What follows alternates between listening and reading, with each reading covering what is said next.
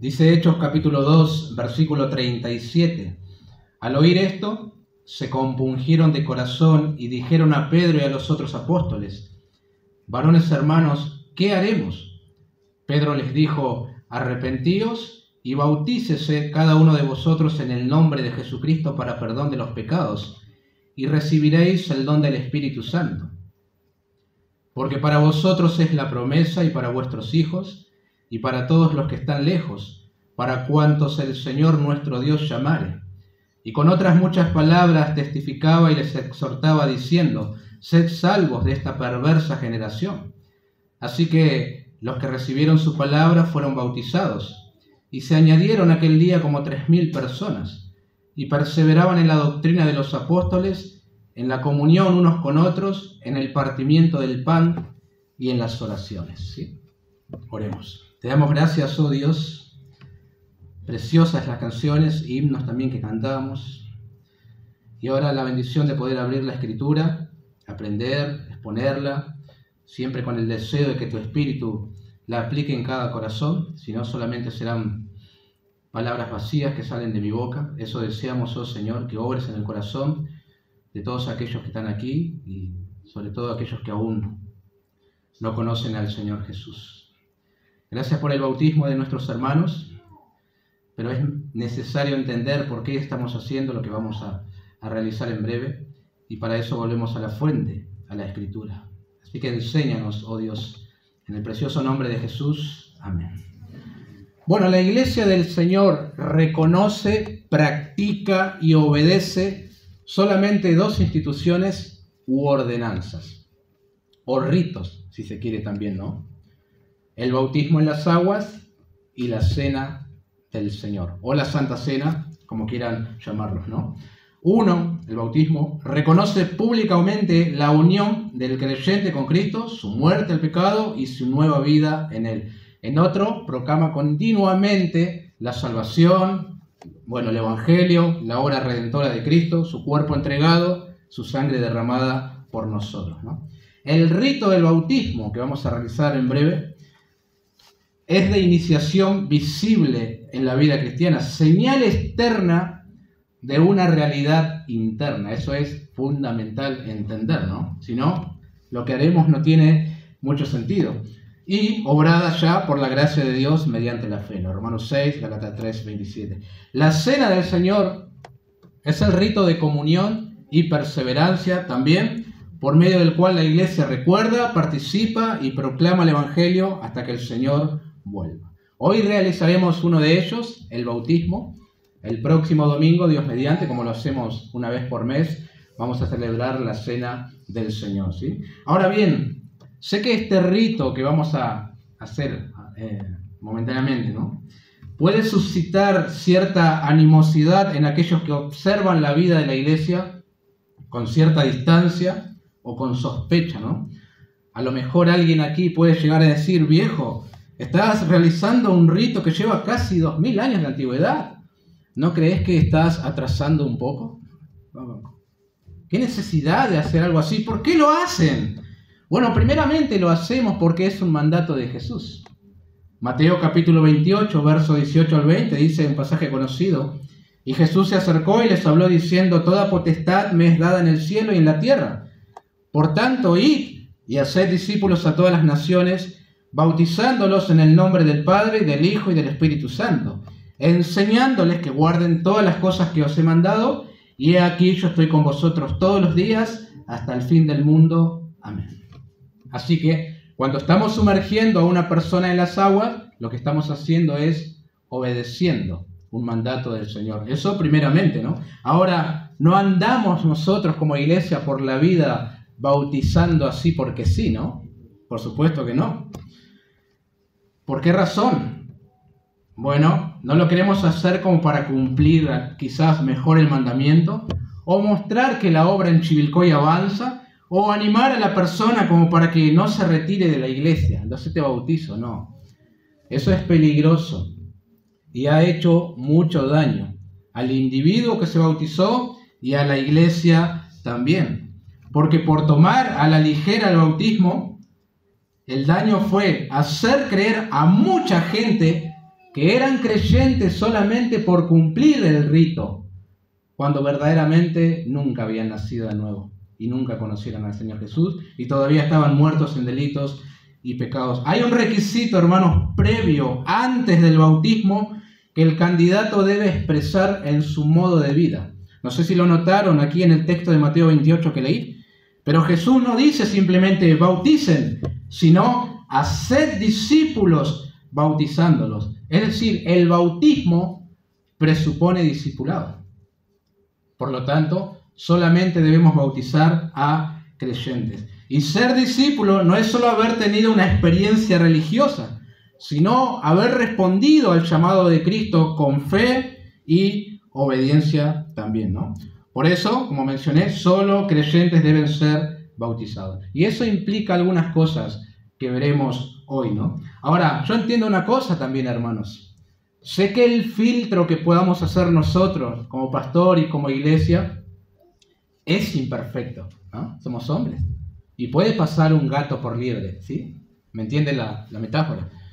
Pero si nosotros tenemos en cuenta lo que la Escritura dice en cuanto al bautismo y sus requisitos, esos serán los menos y no los más, como sucede muchas veces. Tuvimos un bautismo de, no sé, 800 personas. Me hace dudar, sobre todo cuando no conociste a las 800 personas, ¿no? Así que podemos exponer el texto de Hechos 2 y titular con la ayuda del Señor: condiciones necesarias para un bautismo bíblico. ¿Cuáles son esos requisitos que el candidato debe reunir para bautizarse? Bueno, en primer lugar, algo básico pero indispensable, según Hechos 2, oír. El discurso del apóstol Pedro comienza en el versículo 14 diciendo: oíd mis palabras. En el versículo 22, oíd estas palabras. Y aquí en el verso 37, al oír estos. Antes de llegar al versículo 41 y 42, en el que ya tienes a creyentes uniéndose a una iglesia, debes pasar por este contexto en el cual ellos oyeron algo, ¿no? Eso es lo primero. Y oír, hermanos, es muy importante. No es solamente escuchar, aunque lo incluye, ¿no? Hay un versículo que ejemplifica muy bien esto que estoy diciendo, Mateo 18:15, lo leo. Por tanto, si tu hermano pecare contra ti, ve y repréndele estando tú y él solo. Noten esto.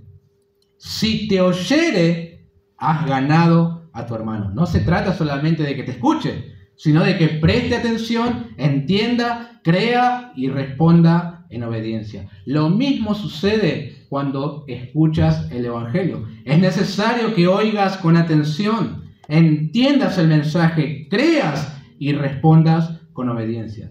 Jesús solía finalizar después de sus discursos: el que tiene oídos para oír, que oiga, ¿no? Era necesario haber escuchado y entendido, sobre todo. Y qué importante es oír. ¿No decimos nosotros de una persona que rechaza el Evangelio constantemente? Ese hombre, esa mujer no quiere oír. Lo que estamos diciendo es, no quiere aceptar las demandas del Evangelio, no quiere arrepentirse de su pecado, no quiere obedecer al Señor, quiere seguir estando con su vida de pecado. Bueno, todo eso implica oír. A lo mejor alguien en este momento me está escuchando, pero está cerrando sus oídos para no oír. Por favor, no hagas eso, porque puede ser la primera y última vez que oigas el Evangelio. Nunca lo sabes, ¿no? El día de mañana es algo que corresponde no a nosotros, sino al Señor. Sin embargo, en Hechos 2 tenemos a personas que oyeron todo el discurso de Pedro y las palabras del apóstol penetraron en sus corazones hasta un punto en el que no dieron más. Y todo parece indicar que tuvieron que suspender las palabras de Pedro, como ponerle un freno y decir: basta, Pedro, esto me compungió tanto, ¿qué haremos nosotros? Y ahí el apóstol Pedro le dijo aquello que tenían que hacer, ¿no? Ahora, hermanos y amigos, piensen en esto. Algo tan hermoso, tan trascendental como es la salvación de un alma, pasar de muerte a vida. Dios lo hizo de una manera tan sencilla, ¿no? Es lo que estoy observando en el texto. Se trata primeramente de oír. No se te está pidiendo ningún sacrificio. No tiene que morir ningún animal. No tenés que caminar hasta Luján. No tenés que hacer ninguna promesa que no podés cumplir luego a Dios. Tenés que oír. Pero no es que tenés que oír cualquier cosa. Por Romanos 10, 17 sabemos que la fe es por el oír y el oír por la palabra de Dios. Lo que necesitas oír es el Evangelio. Podés ir a determinados lugares y oír acerca de prosperidad, a profecías que nunca se cumplen. No es eso lo que necesitas escuchar, sino el Evangelio, para que la fe se despierte y sea depositada en el Salvador, ¿no? No vamos a examinar todo el pasaje exhaustivamente que está presentando Pedro, pero notamos que su mensaje se trataba de lo que Dios anunció en su palabra, los padecimientos de Cristo, su muerte y resurrección, y cómo Dios le ha hecho Señor y Cristo. Entendemos que el relato que Lucas quiso dejar aquí es solamente un resumen de la predicación de Pedro, ¿no? Porque el verso 40 dice que con otras muchas palabras testificaba y exhortaba, pero él les predicó entonces el Evangelio. Y eso es lo primero. Alguien tiene que anunciar las buenas noticias de salvación. Y alguien tiene que ser el receptor de ese mensaje oyendo, ¿verdad? Ahora me anima, hermanos, un pasaje como este, porque entiendo una cosa. Noto que cualquiera puede anunciar el Evangelio. Todos podemos hablar de Jesús a otros. Y siempre habrá alguien, aunque serán los menos, dispuesto a escuchar, ¿verdad? Y Dios puede hacer la obra en su corazón y luego procede al arrepentimiento en la fe. Y eso debe animarnos a compartir la palabra. El poder está en el Señor que utiliza la palabra predicada, no en nosotros. Yo creo que esa es una barrera que nos impide a nosotros comunicar. No, pero no sé desarrollar bien. No, pero tengo vergüenza. No, pero y si me pregunta esto y no sé. El poder está en el Señor utilizando la palabra, no en otras cosas. No fue Pedro quien compungió el corazón de estos hombres con su oratoria. Fue la palabra predicada. La palabra los perforó hasta atravesar. Eso es compungir, según la definición de Strong, ¿no? Así que hoy también, en este lugar, como hace casi 2000 años, hay personas reunidas, ¿verdad? Y espero también que practiquen la disciplina de oír. Y lo que tienes que oír es que Jesús, por el determinado consejo y anticipado conocimiento de Dios, después de haber realizado las obras de Dios, fue entregado en manos de pecadores, fue crucificado y muerto. Sin embargo, Dios le resucitó suelto los dolores de la muerte, decía Pedro, por cuanto no podían retenerle, ¿no?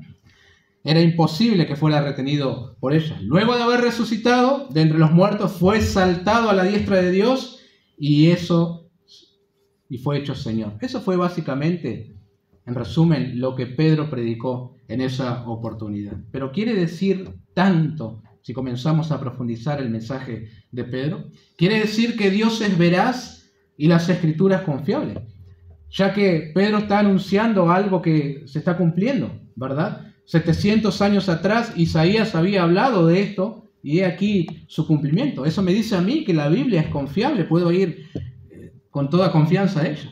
Quiere decir que el mundo necesitaba un Mesías y Salvador, si no, ¿para qué habría de venir? Quiere decir que Dios ideó un plan antes de la fundación del mundo, porque el texto dice que el Mesías fue entregado por el determinado consejo y anticipado conocimiento de él.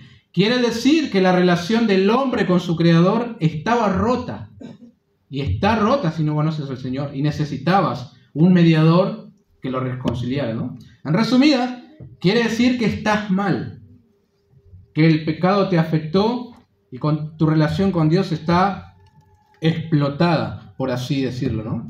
Y algún día estarás del lado de aquellos que oyeron el Evangelio y creyeron en el Señor Jesús, o estarás del lado de los enemigos que serán puestos por estrado de sus pies. ¿Sabes qué marca la diferencia? ¿Cómo respondes a lo que oyes? ¿Estás oyendo lo mismo que oyeron otros y respondieron creyendo? Entonces, sé un hombre prudente y haz algo con los que escuchas, ¿no? Reténlo en tu corazón, medita en eso, edifícalo sobre la roca, ¿no?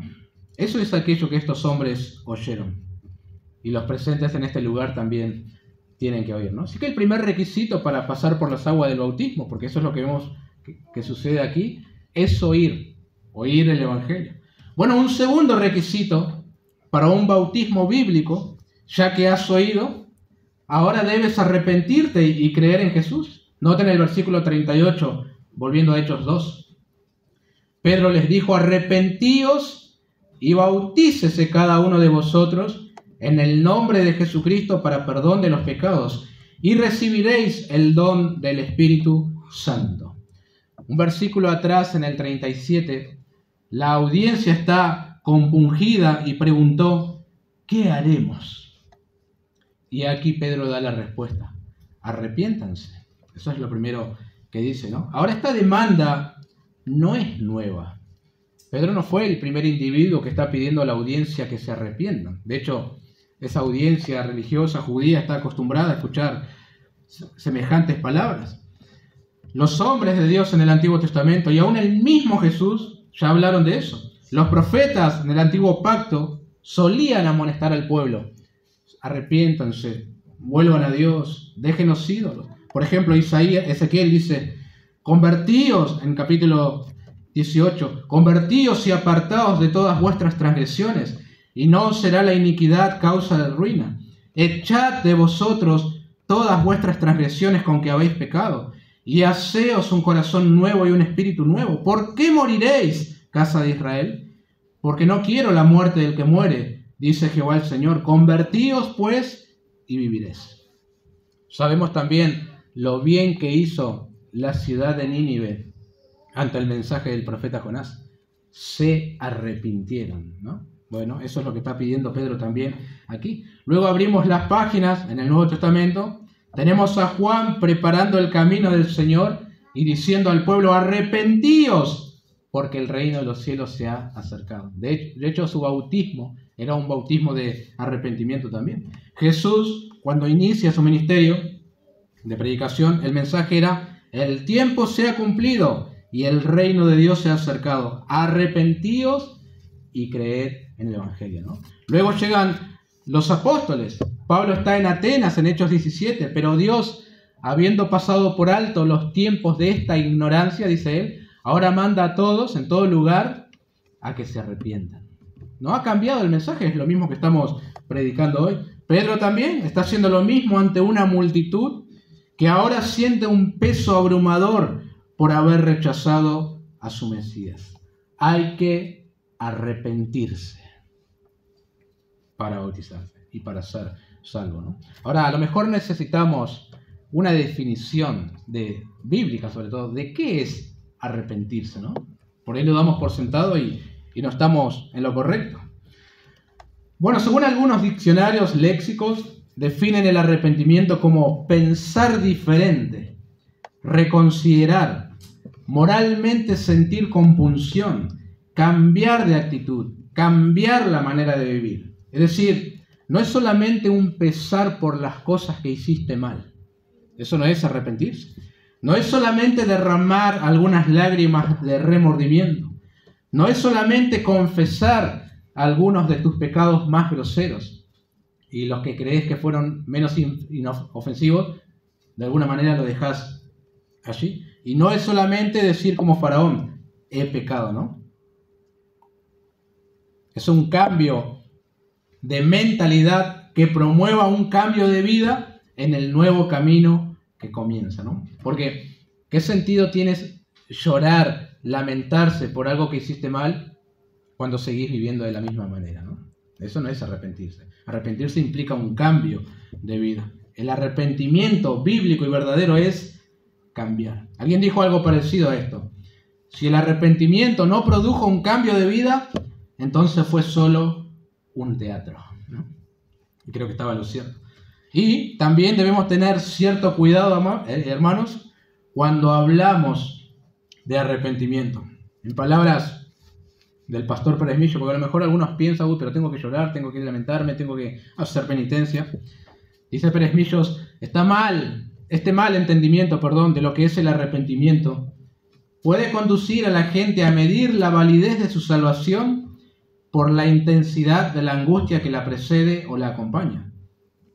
Y es así como el dolor del corazón viene a ser una forma sutil de obra meritoria contraria a la gracia. Como trasfondo de todo esto, el falso supuesto de que las lágrimas y el dolor son necesarios, está la idea antibíblica de que Dios necesita ver esto en el pecador para que se apiade de él, cuando la verdad bíblica enseña que Dios está aplacado en cuanto a su ira por la obra sustitutoria de Jesús. Fin de la cita. En otras palabras, como para resumir, no crean que arrepentirse es llorar y lamentarse. Puede incluirlo, por supuesto, pero es mejor dicho cambiar, ¿verdad? Volverse del pecado de uno, ¿no? Sabemos por Pablo a los Corintios que la tristeza que es según Dios produce arrepentimiento. Pero más bien el mandamiento dice que debemos cambiar nuestra manera de pensar en cuanto a Cristo, en cuanto al pecado, en cuanto a nuestra necesidad de salvación y volvernos a Él para andar en nueva vida, ¿no? Si hay llanto y lamento, bueno, y son genuinos, adelante. Pero el énfasis no tiene que estar en la manifestación externa del arrepentimiento, sino en el interno, el que verdaderamente produce cambios. Hermanos y amigos, el arrepentimiento es indispensable para la salvación. Por supuesto, también para el bautismo bíblico. Otra cosa que aclarar, no es que solemos separar el arrepentimiento por un lado, la fe por otro y las obras por otras, como si fueran cosas aisladas. Es todo un solo paquete y todo sucede en el mismo instante de salvación, ¿no? Alguien observó que hay hasta 115 textos del Nuevo Testamento que exponen como condición para salvarse solamente creer, y 35 más que ponen como condición la fe. Un total de 150 que incluyen creer, fe en el Señor, ¿no? Después de todo, el carcelero en la cárcel también preguntando acerca de la salvación, la única respuesta que le dieron fue: cree. Cree en el Señor Jesucristo, serás salvo, ¿no? El evangelista Juan dice que el que cree en el Hijo tiene vida eterna. Creer es suficiente, ¿no? Ahora, creer implica algunas cosas, también no lo tomen a la ligera, y mi intención tampoco no es confundirlos con todos estos elementos separados. Cuando sucede lo primero, viene todo lo demás. Cuando oís el Evangelio y crees en Cristo porque hay fe, la fe te conduce al arrepentimiento, convicción de pecado y confianza en Jesús, ¿no? Y luego acompañan buenas obras también a todo eso que el Señor hizo en tu corazón. Así es como funciona. Ahora, en esta porción, dado el contexto, se enfatiza y se exige el arrepentimiento porque son judíos que necesitaban cambiar su manera de pensar en cuanto a Jesús, ¿no? Le habían crucificado, le habían tratado de menos, bueno, tenían que arrepentirse, ¿no? Ahora, aquellos en este lugar que no son salvos aún, necesitan también arrepentirse de sus pecados. Vos ofendiste a un Dios santo, 3 veces santo, mejor dicho, ¿no? Quebrantaste sus mandamientos. Su ira está sobre ti también. Y la sentencia justa y que te corresponde es el infierno eterno, porque desobedeciste sus mandamientos. Sobre todo, menospreciaste a su Hijo, como la audiencia aquí original de Pedro. Vivís también a tu manera y no a la manera de Dios, indiferente a sus demandas. Estás perdido. Por lo tanto, necesitas la salvación que se encuentra solamente en Cristo. Tu corazón tiene que compungirse y tenés que volverte a Dios y ser salvo, ¿no? Así es. Si hay un arrepentimiento genuino, entonces hay salvación. Jamás alguien que se ha arrepentido de todo su corazón fue rechazado por Dios. Por eso, cualquiera sean tus maldades, cualquiera las atrocidades que hayas cometido en toda tu vida, la Escritura dice: el corazón contrito y humillado no despreciarás tú, oh Dios, en el Salmo 51. Dios te acepta, te perdona y te da vida nueva, porque se trata de lo que Él hace, ¿no? pero tienes que arrepentirse. Así será contigo si cambias tu manera de pensar y crees en Jesús. Notan que, volviendo al texto, se exige el bautismo en el nombre de Jesucristo. O sea, no saben la controversia que ha suscitado esto, hasta sectas se han aferrado de este versículo. Ahora, justamente porque los judíos le habían rechazado y matado, y ahora se le exige a ellos identificarse públicamente con aquel que antes habían negado. Por eso, que sea en el nombre de Jesucristo, ¿no? Ahora, si bien es cierto que para la audiencia es muy familiar esto de bautizarse, aún así Pedro no se la está poniendo fácil, hermanos, a estos que se van a bautizar. No les ofrece un rito neutro ni culturalmente cómodo. Les exige una confesión visible y costosa. Bautizarse en el nombre de Jesús significaba decir delante de todo Jerusalén: el que ustedes crucificaron es el Señor y el Mesías. Hay que tener siempre en cuenta en qué contexto se está diciendo esto. Muchos hoy que realizan un bautismo inmediato, algunos desde la primera reunión en la que asististe, ignoran esto. Pero acá estás, oyeron directo al agua, ¿por qué no lo podemos hacer así? No están teniendo en cuenta en qué contexto se hace esto, ¿no? Hay una distancia cultural, religiosa y social enorme entre esa audiencia y la nuestra. Una declaración de fe en Jesús en aquel contexto implicaba romper con el consenso religioso dominante, el judaísmo. ¿Quién se iba a animar a hacerlo? Implicaba reconocer como Señor a uno considerado blasfemo y ajusticiado. Implicaba exponerse al rechazo de la familia, la sinagoga y la comunidad. Implicaba asumir posibles consecuencias sociales y económicas. Tenías que estar bastante persuadido para bautizarse en el nombre de Jesucristo, ¿no? Mire con todas las cosas que tenías que romper. Así que si oyes el Evangelio, crees en Jesús como Señor y Salvador, arrepintiéndote de tus pecados, de lo cual habrá evidencia, entonces te bautizas en obediencia al mandato del Señor Jesús y te identificas con Él públicamente. No te bautizás para llegar a ser un discípulo. Ya sos un discípulo, ya comenzaste a hacerlo. Por eso es que te vas a identificar con Él. Ya sos salvo. Ya tenés la promesa del Espíritu. El bautismo, como dije, es una señal externa de algo que ya ocurrió en tu interior, ¿no? Y no que, bueno, a partir de ahora va a comenzar a ocurrir, ¿no? Ya hemos visto eso. Ahora nos queda un punto más. Y este no es un requisito para un bautismo bíblico, no. Es la consecuencia natural de haber creído en Jesús. Noten el versículo 41. Así que los que recibieron su palabra fueron bautizados, y se añadieron aquel día como 3.000 personas, y perseveraban en la doctrina de los apóstoles, en la comunión unos con otros, en el partimiento del pan y en las oraciones. Lo primero, así ha sido siempre en la historia de la iglesia. Los que reciben las palabras, es decir, los que creen el Evangelio, se bautizan. El bautismo sigue a la profesión de fe. En este caso hubo una buena cosecha, ¿sí? Fueron como 3.000 personas las que creyeron en Jesús. Obviamente, no fueron todas las personas que estaban reunidas allí. ¿Cuánto había en ese lugar? ¿5.000? ¿10.000? ¿20.000? Era época de fiesta, había un montón de gente. La mayoría rechazó el mensaje, pero 3.000 decidieron creer y bueno, fueron a las aguas del bautismo.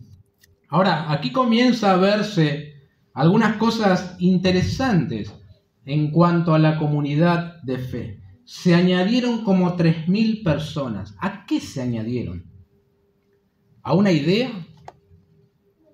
¿A una experiencia religiosa? No.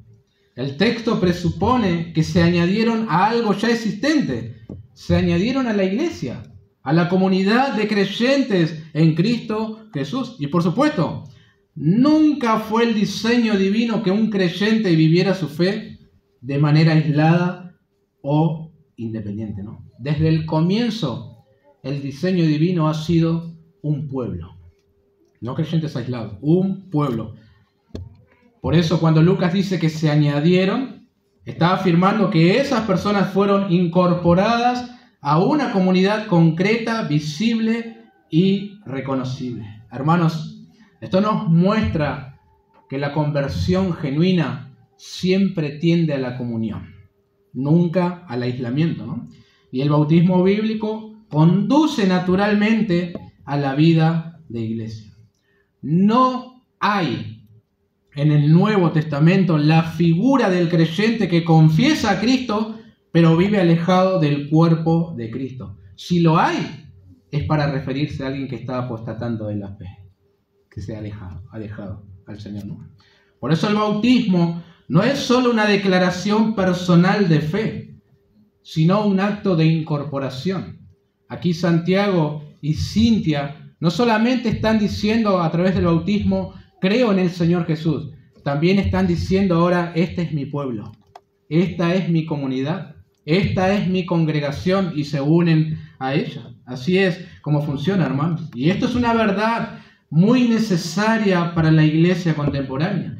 No fuimos salvados para caminar solos, sino para ser edificados juntos, sometidos a la palabra, acompañados por otros creyentes y cuidados dentro del diseño de Dios para su iglesia. Me he sorprendido al conocer tantos creyentes viviendo, son los menos, pero son muchos, viviendo su vida cristiana aislados de una comunidad de fe.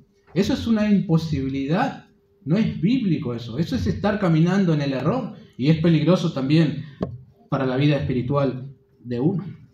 Noten cómo lo expresa el texto. Y perseveraban en la doctrina de los apóstoles. No fue una experiencia pasajera, ¿no? Persistían firmemente dándole un cuidado constante, eso es perseverar. Seguían adelante con devoción, se ocupaban asiduamente con fidelidad. Ahora bien, ¿en qué perseveraban estos que se añadieron a la iglesia? Bueno, en 4 actividades espirituales. Primero, perseveraban en la doctrina de los apóstoles. Todavía ustedes saben, no circulaban los escritos inspirados del Nuevo Testamento, contaban solamente con las escrituras hebreas. Podríamos decir que estaban en proceso de ser producidos. Y contaban también con la tradición oral apostólica. Y en esas enseñanzas, estos creyentes estaban perseverando. Pedro había expuesto a Cristo por medio del Antiguo Testamento, mostrando que Jesús era el cumplimiento de las promesas hechas a los padres. Y ahora estos hombres y mujeres que creyeron en Él como Señor y Salvador, querían saber más. Y siempre que había oportunidad para aprender de la palabra, allí estaban ellos. Y algo muy interesante, si notan el versículo 46, todo indicaría que se reunían todos los días de la semana para ser enseñados. ¡Wow! ¿Todos los días? Buscando el alimento espiritual. Yo entiendo que muchas cosas han cambiado hoy. Social, cultural y hasta estructural. De hecho, yo creo que no debemos reunirnos hoy todos los días, ¿no? Me parece algo imprudente. El texto no nos da un mandato normativo sobre la frecuencia, pero sí nos revela una disposición del corazón de aquellos que han sido salvados. El creyente genuino tiene hambre por la palabra. Eso es una realidad. Y una iglesia saludable ordena su vida en torno a la enseñanza fiel. ¿No te ha sucedido eso cuando el Señor te salvó? Piensa en un momento, en ese evento. Quiero estar en todas las reuniones habidas y por haber. ¿No te pasó eso? ¿Sí? ¿O no? Si se abre la Escritura, quiero estar. Quiero ser instruido. Quiero aprender. Entiendo que ahora este no es un libro de ciencia ficción, sino la palabra de Dios. Y si los ministros que el Señor puso la expondrán, allí quiero estar yo. Quiero aprender. Bueno, en esto estaban perseverando aquellos que habían creído en Jesús. Hermanos, eso es lo que pasa cuando hay una conversión verdadera. Tu respuesta a la enseñanza de los apóstoles, a la doctrina bíblica, cambia radicalmente. Un giro impresionante. Ya no es un accesorio ni secundario, sino una necesidad vital en tu vida, ¿no? El creyente genuino no pregunta, ¿tengo que aprender? ¿Me tengo que congregar otra vez? Como si fuera una carga. A muchos les resulta una carga hasta congregarse. Para el creyente verdadero, esto es más bien, ¿cuándo llegará el momento de poder ser instruido otra vez en la palabra de Dios? Si no es en estos términos, examínate, ¿no? Esa es la realidad del Nuevo Testamento. Y así persevera, ¿no? La segunda actividad espiritual en la que perseveraban, en la comunión unos con otros. Después de la doctrina, Lucas menciona la comunión. Yo creo que por alguna razón está dando este orden, no es casual aquí. La comunión cristiana nace de la palabra compartida, no simplemente de afinidades humanas. Eso no es comunión. Me llevo bien con el hermano. Puede no ser comunión, sino meramente, no sé, camaradería, como si se quiere, pero no comunión. Pensemos en esto. Algo importante, a no olvidar. La comunión no tiene que forzarse. No es algo forzado. De hecho, ni siquiera tenemos que realizar una actividad para fomentar la comunión. No. La comunión nace naturalmente cuando hay dos individuos que creyeron en Cristo. Así sucede. ¿Vieron cuando con tus niños vas a otras casas? No tienen problema en acercarse al otro niño y comenzar a jugar. Parte de su naturaleza, ¿no? Cuando crees en Cristo, tenés esa necesidad de estar con otro creyente. No forzás nada. Él es mi hermano en la fe. Voy a compartir la eternidad con Él y quiero estar también con Él. El apóstol Juan dice, nuestra comunión verdaderamente es con el Padre y con su Hijo Jesucristo. Y por esa comunión con el Padre y el Hijo es que ahora nosotros tenemos comunión con su pueblo. La comunión vertical con Dios produce la horizontal. Y por eso no forzamos nada, ¿no? Otra vez pregunto, ¿no es eso lo que sucedió cuando el Señor te salvó? Pensá en esto. Un deseo de estar con los hermanos, los santos, el pueblo de Cristo reunido para adorar y decir sí a la santa convocatoria de Dios, tener compañerismo. Y cuando no puedes estar por una cuestión de verdadera fuerza mayor, lo lamentas mucho y te pesa. Como quiero estar con los hermanos, pero en este momento no puedo. Es así, hermano. Y digo verdadera porque a veces decimos que por una cuestión de fuerza mayor no estamos con los hermanos, pero no es fuerza mayor. Es cuestión de voluntad, prioridad y falta de pasión.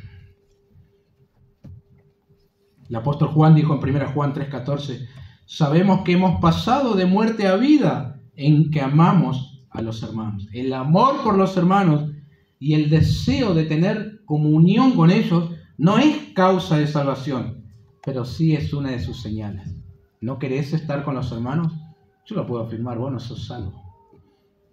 Porque esta es una consecuencia natural de haber sido salvado. Querer tener comunión con el resto del pueblo de Cristo. Por eso, la comunión perseverante no se impone, brota naturalmente. Y cuando no está, no basta con ajustar agendas. Hace falta examinar el corazón. Hermanos, donde hay vida nueva, hay atracción por el cuerpo de Cristo. Como si el pueblo resultara un imán que te atrae hacia él. Así es, queridos hermanos. Decía el pastor MacArthur, para un cristiano, el hecho de no participar en la vida de una iglesia local es inexcusable.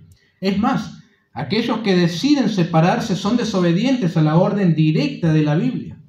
Hebreos 10, 24-25 encarga a los creyentes. Considerémonos unos a otros para estimularnos al amor y a las buenas obras, no dejando de congregarnos como algunos tienen por costumbre, sino exhortándonos y tanto más cuanto veis que aquel día se acerca. Dice MacArthur, la Biblia no contempla la vida cristiana como algo que se lleva aparte de otros creyentes. Todos los miembros de la Iglesia Universal, el cuerpo de Cristo, deben participar activa e íntimamente en las asambleas locales. Si no es así, pensalo. Lo tercero, en lo que perseveraban aquellos que han conocido al Señor, se bautizaron, en el partimiento del pan. Bueno, algunos han sugerido que esto puede tratarse de una cena común y corriente de compañerismo. Puede ser, ustedes saben que los corintios hacían ambas cosas. Primero parece ser que comían, bebían y luego participaban de la Santa Cena o de la Cena del Señor. Además, creo yo que esto es mejor una referencia a la Cena del Señor, porque son 4 actividades espirituales y no solamente sociales, ¿no? La iglesia recién nacida no descuidó las ordenanzas, las abrazó con gozo y constancia. Yo sé que aquellos que se quieren bautizar hoy, y como otros también, en su momento, anhelan participar de la Cena del Señor. Y está bien que así sea, ¿no? Porque hay que anhelar, recordar y participar de eso. Pensamos en Cristo, recordamos su muerte por nuestros pecados, ¿no? Muchos creyentes descuidan esto. Y cuando la iglesia está celebrando por alguna razón que desconocemos, no está. Otros le han dado una prioridad tremenda, pero descuidan todos los demás. Como siempre, hay que volver a la Biblia, el equilibrio bíblico y examinarse, ¿no? Lo último, perseveraban en las oraciones. ¿En qué? Las oraciones. ¿Individuales o congregacionales? Congregacionales. Yo no lo llamo oraciones, lo llamo el terror de las iglesias evangélicas. Reunirse a orar con los otros creyentes. Pero estos que oyeron el Evangelio, creyeron, se arrepintieron, se bautizaron, perseveraban en las oraciones. En este libro hay mucha mención a la oración. Anoté algunas aquí. Pedro está en prisión y la iglesia está orando. Y Dios está haciendo cosas tremendas. Los creyentes son amenazados, pero ellos están orando y pidiendo valor y de nuevo para predicar. Y Dios hace temblar el lugar. De hecho, la iglesia nació allí. 120 creyentes reunidos orando. Y el Espíritu dijo sí, y descendió. Y ahí está el inicio de la iglesia. La oración precede a los grandes actos de Dios. Y hoy hay que mandarle una carta documento a los hermanos para que vengan a orar juntos con nosotros creyentes. Por eso las iglesias están muertas, literalmente muertas, carentes de poder, carentes de un avivamiento genuino, hermanos, porque los creyentes no oran juntos como un pueblo, un cuerpo. Reemplazaron la oración congregacional por la oración individual, como si una puede sustituir a la otra. No es así como funciona, mis queridos hermanos. En la Escritura nunca fue así. ¿Estás deprimido? ¿Tienes pánico? ¿Tu cónyuge hace carita? Perfecto. Así es este mundo caído. Y así también es este cuerpo marcado por el pecado. Pero Dios nos ha dejado un recurso poderoso: la oración congregacional. Muchos parece que no lo han descubierto aún.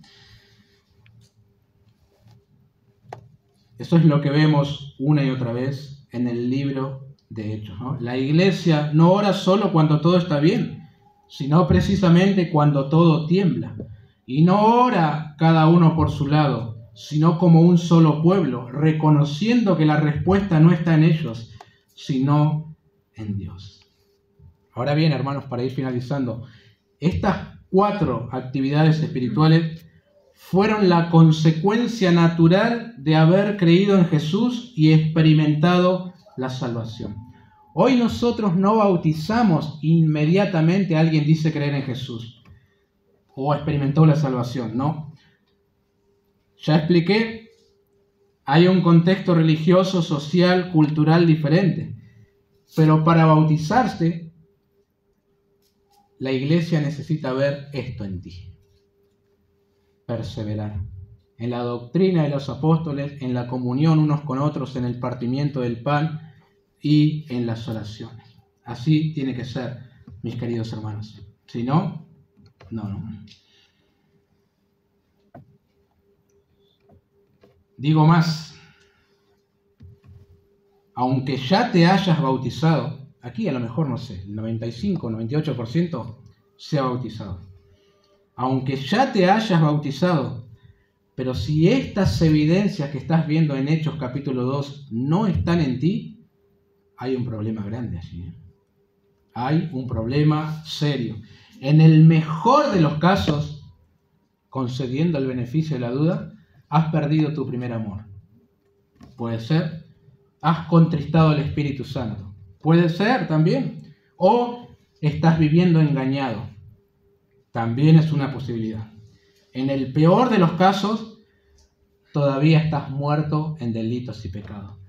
Por eso te cuestan estas 4 actividades espirituales. Por eso todo el tiempo necesitas un empujón. Un domingo sí, otro domingo no. Un día estás fuerte, otro día estás por el suelo. Es muy probable que no haya salvación ahí. Es muy probable. Porque esto no es mero esfuerzo propio. Mira aquel hermano cómo se esfuerza, siempre cumple a rajatabla. Esta es la consecuencia natural de todos aquellos que fueron salvados. Y si no está eso en ti, o te cuesta, probablemente no haya salvación. Esto que ves aquí es el resultado de la obra del Espíritu de Dios en tu vida. No es esfuerzo mío ni esfuerzo de ningún hermano. Si este es tu caso, arrepiéntete.